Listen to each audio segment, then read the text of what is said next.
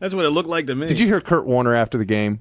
Oh, God, I just want to big ups to the Lord. My mind goes to how awesome God is. And he blesses me over and over again. And, I just can't say enough about the position that he puts me in. But you didn't have anything to say about God when your thumb was all screwed up and you were playing like garbage. Yeah, what, God doesn't like the 49ers? Yeah, is that right? God's got something against Frank Gore?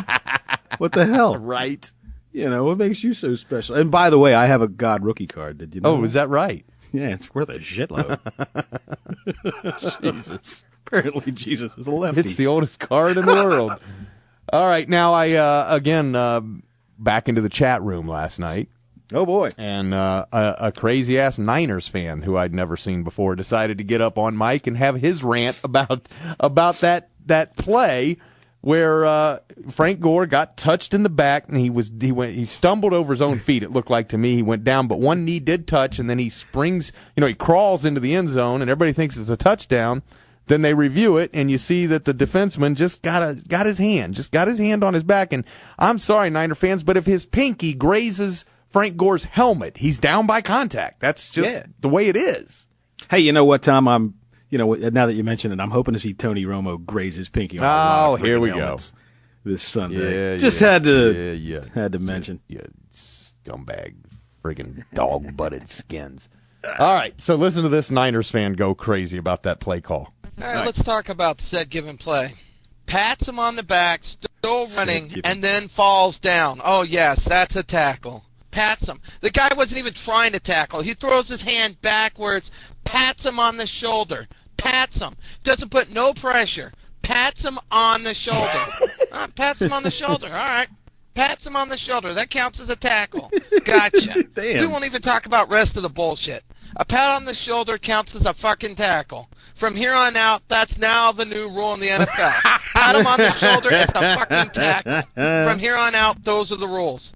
All right, from here on out, call it just like that. A pat on the shoulder now counts as an NFL tackle. It doesn't matter if you're pinky. All right, motherfuckers, we'll call it like that from here on out. If your eyes are going, you flick it. You flick them. Your fingertips take them. Boom, it's a tackle. That's right. And you call it anything other than that, bullshit. Okay, from here on out. I've seen worse than that one. Right. I've seen lots worse than that one. I've seen guys go flying past the receiver so badly burnt it's not even funny. They're flying. That's how badly burnt they are. They're going by. And they're like their shoelace grazes a guy while he's on the ground catching his pass and he's down. This day marks the forward. You even touch him. And he can run down the field. He falls down. It's now a tackle. Okay, from here on out. Whatever. I know it's a big joke. Ha ha until it happens to you and you start getting pissed off. But fuck it. I meant assholes are what Americans are known for. It's lyric and ass fuck each other. Oh, but my yeah, God. there are tons of plays that involved. But there was another one when they sit there and tackle the receiver. Didn't call that either. It's a bullshit game. Over 30 fucking calls. Yeah, whatever. They continue to suck. That's fine. You sit there and make up whatever bullshit you want. But I'm glad you want to believe whatever you want in this game. But whatever. All right, fine. Whatever. All right, fine. Whatever. All right, fine. Whatever. Fine. All right. That's fine. Whatever. All right, that's the rule from this day forward. From this day forward, Mike Singletary must take down his pants in the locker room. That's it. That's the rule from now on. From this point on, this is November 11th. From November 11th, from now on, that's the rule. Yeah, I said so. Yeah, I always love these kind of people that do. The NFL's out to get the 49ers. 30 bad calls against the Niners, he says. Oh, there were a lot of bad calls in that game. Don't get me started. But the worst one, of all, was the one on Anquan Bolden for offensive pass interference when he didn't even touch the guy. That was kind of awful, man. Oh, that's great stuff. I love fans, man. They get so passionate, I love it. Yeah, like the fan is sending the ultimatum. Right. In the chat room. This is going to get back to the commissioner. I know one of you guys knows him. Let me just tell you, from here on out, this is what I expect. I hate it. I'm done with him. He'll be tuned in next week. So will that Eagle fan. He'll be watching next week. All right, fine. Whatever. Yeah, whatever. Fine. All right, let's take a break. In theory, if everyone takes the same approach, if everyone follows the same course, uses the same tools, and plays by the same rules, then in theory, everyone should end up with the same results. Guess execution is a pretty important part of the game. Jesus was with me every step. I felt him. Christian coaches showing that you can win, doing it the Lord's way. More importantly, I give my Lord and Jesus all the credit. I feel very blessed. We're giving it all to God again because that's what got us here. Well, I like the games. I could do without the interviews after the games, though, because the winning players always give credit to God while the losers blame themselves, you know. Just once, I'd like to hear players say, yeah, we were in the game until Jesus made me fumble. He hates our team. I've even seen some boxers thank God for their triumphs. Oh, yeah, without Jesus, I couldn't have crushed my opponent's skull tonight and rendered him brain dead. I've been blessed by the Lord.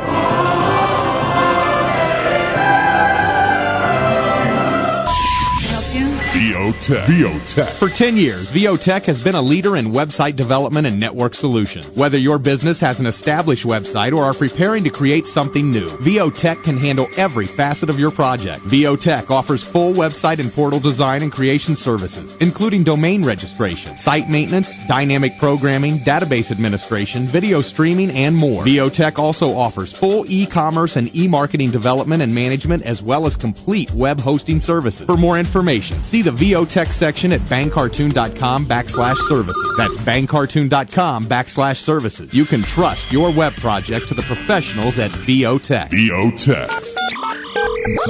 Is that Joe running all the way across the field? Is Joe Paterno in the end zone? Is he going to the bathroom? Joe Paterno is leaving the field.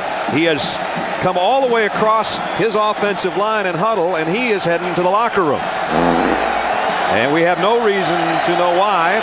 And Joe's maybe the only guy that knows. Joe's back on the field. If you missed it, he left earlier, hadn't been feeling well. He headed to the locker room. Joe Paterno had the longest run of the day for either team. Hey, what's up? This is Sean and Pat from the band Seether, and you're listening to John and Tom on the Bang Cartoon Radio Hour.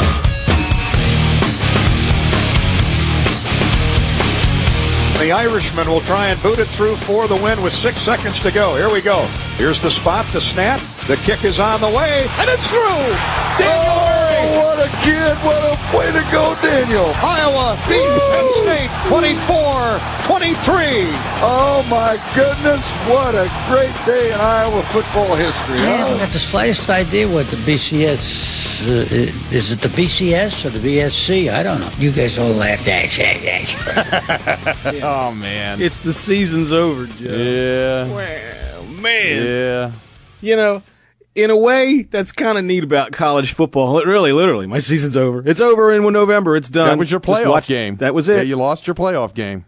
That was it. You know, Penn State had their opportunities. They just couldn't hold on to passes, which just wasn't their day. They did not have a good game. You know, credit Iowa. They did a good job. And that kicker, that friggin' kicker, that was the most god-awful duck of a knuckleball kick I'd ever seen. I thought they blocked it for a second. Oh, you know, well, when he kicked that field goal, the fans started running on the field. And here, wait a minute. I've got the radio announcers, the Iowa football radio announcers. These guys get so mad because the fans are running on the field. Listen to this. Get off the field. There's 1 second to go. He's yelling at them like they can hear him. Right. Get off the field. There's 1 second to go. And the fans are charging onto the field. Get off the field. What are these morons thinking? Well, I will give a delay a game penalty here. Get off the field. Morons might be too gracious. That's not what I'm thinking. Trust me. Damn, your team just beat the number 3 team in the country and erased Joe Pa's chance at a national title. Probably his last chance at a national title. And these fans are excited. He's going to call them morons. What are these morons thinking? That's what they're thinking. Oh, boy, we're getting laid tonight. Right. Yeah. That kicker, dude, that kicker is a hometown boy. Yeah. Right there. What's the town that Iowa is in? I can't even remember what the hell. It was some corn-fed frickin' town out there. It's a rather large city. Yeah, and I can't remember which one it is. What's the only? Oh, Peoria, isn't it? It's the only city I know. That's in Illinois. No, it is. Peoria? Yeah, you're right, it is. I don't freaking know. It's out there in the corn area somewhere.